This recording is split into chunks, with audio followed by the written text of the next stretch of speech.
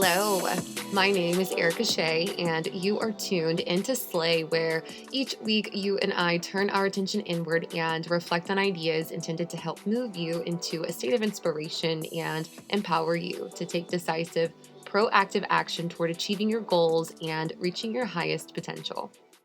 Today, we are talking about shadow work as it is one of the most powerful self care practices that you can do to support your inner growth. If you are ready to understand yourself completely, to heal old hurts, increase your self esteem, develop more compassion, and just experience greater peace and happiness, then this episode is for you. Let's get into it.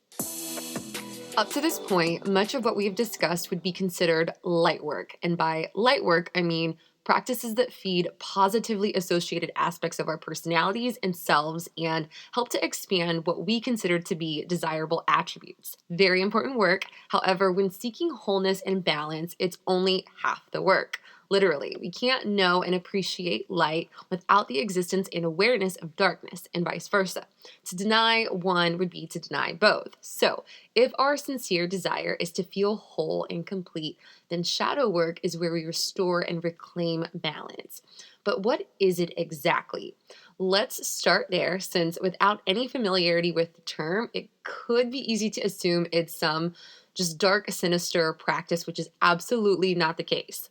The shadow self is an archetype introduced to us by psychologist Carl Jung. It refers to the less desirable aspects of ourselves that we may not want to think about, we've repressed, or just even disowned. It is the opposite of our persona, which is what we would like to be and how we wish to be seen by the world. Every human being in the world that is past infancy has a shadow, with the idea being that we are all born whole, but somewhere in our development through shaping and conditioning, when ideas of good and bad start to be introduced to us, the shadow making process begins and we start to divide ourselves. Essentially, we start sorting out characteristics between two categories: those that are acceptable to our society and culture, and those that we feel that we need to put away in order to feel accepted in our environment. It has nothing to do with characteristics being positive or negative, but whether the characteristic threatens our need for security or belonging, which is very specific to an individual, since we are all raised in different environments with different personalities that are in positions of power. So, for example, when I was a kid, I remember times my mom would tell us to do things, and I'll use a very simple example, but maybe she'd tell us to get dressed. And as a kid, your favorite thing to ask is why. And not because you're trying to be argumentative, but because you genuinely want to know, right? Like, are we getting dressed to go see some of our favorite people? Are we going to go get some of our favorite food? Are we running a fun errand? You're just excited to go somewhere, right? And just you want to know in your head what's up. Rather than feed that curiosity, 9 times out of 10, the response would be because I said, that's why.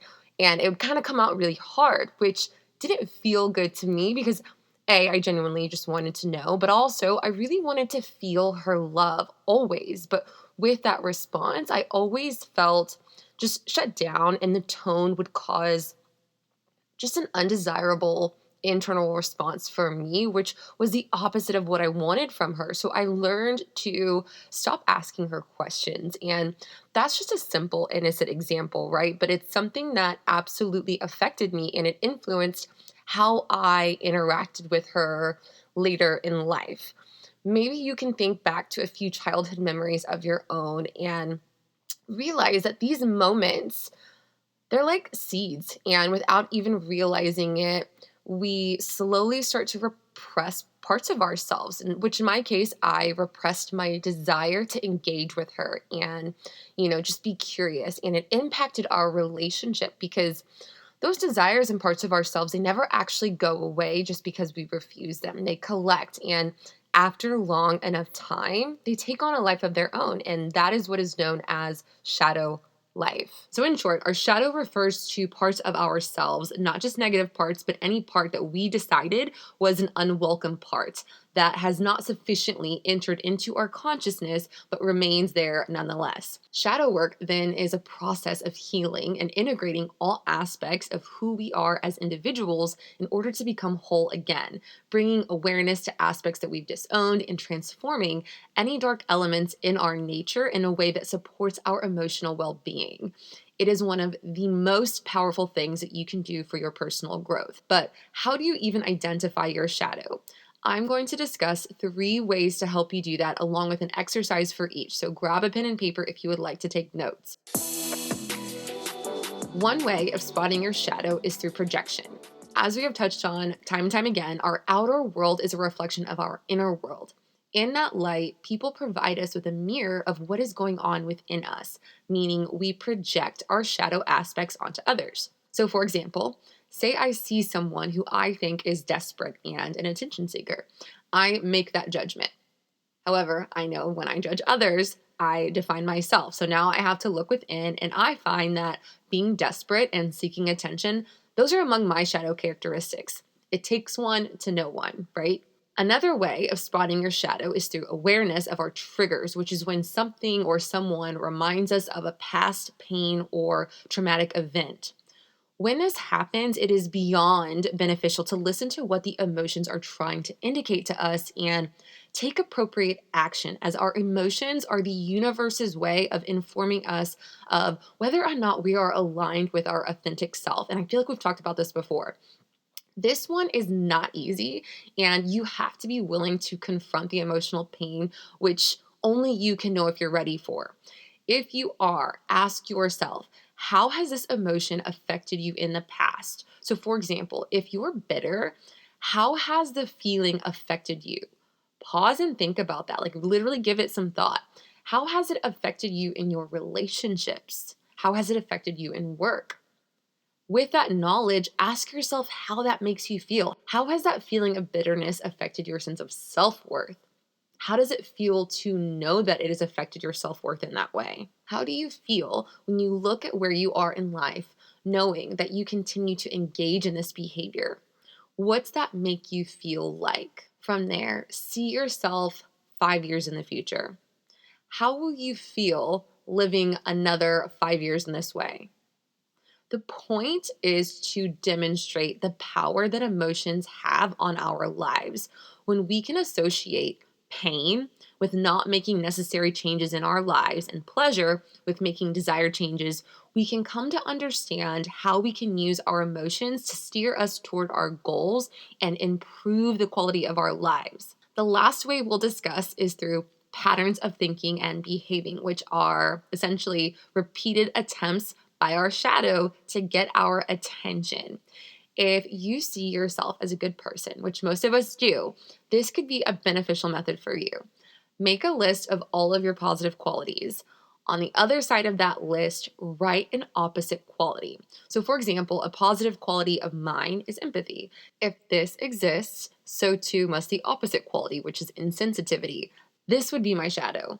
The point of doing this is to realize if you have the capacity for one, you have the capacity for the opposite. And so it helps to challenge your identity of being this good person who's only all of the light, because you are so much more. And it's important to be honest with ourselves about it. And from there, just realize that neither quality is intrinsically good or bad. They just are. And depending on our experiences, we project good or bad based on our own individual perception. So, for example, while empathy may serve me when it comes to interpersonal skills, when it comes to business and making tough decisions, it can be beneficial to me to put my emotions to the side and tap into my insensitive shadow and not make things personal.